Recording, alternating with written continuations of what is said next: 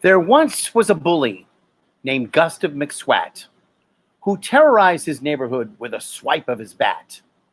He hated to study, he hated his school. He'd sit and watch TV and think he was cool. One day he caught sight of some neighborhood boys who were walking to synagogue, making some noise. "I'll make them think twice about coming past me. I'll make them pay dearly," McSwat said with glee. He stood in their way with his bat held up high. The boys were all frightened.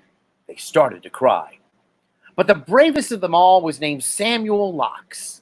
He came up with a plan that was crazy like a fox. He said, "Wait a minute, this is not what it may seem. Today is Shavuot, the holiday of ice cream." It was known McSwat was lazy.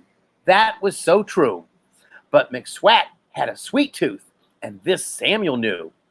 So he told McSwat simply that if he would stop, he could have a new sundae with a cherry on top. "Just follow us to shul, and you'll have your big treat." And McSwat's tongue forced him to shuffle his feet.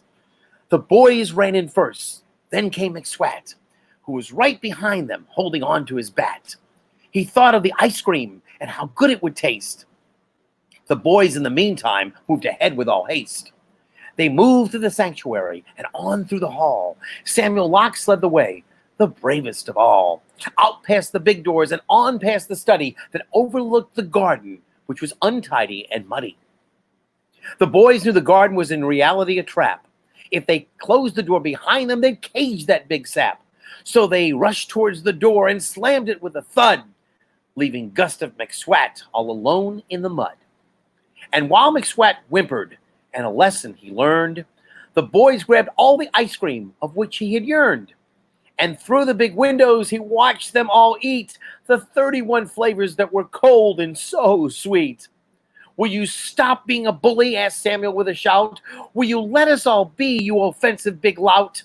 If you stop being hateful, we'll consider you a friend, and the ice cream you desire, you'll get in the end."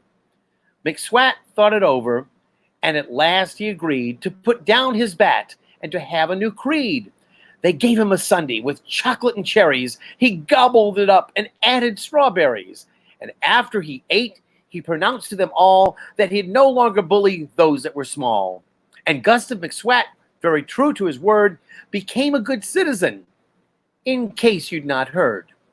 So the dairy of Shavuot, and in particular ice cream, helped bring about change in a boy who was mean. And he knew one thing more that he'd say for a joke, an adage that might make you chortle and choke. No matter what week, no matter what day, McSwat knew Shavuot was always Sunday. Happy Shavuot.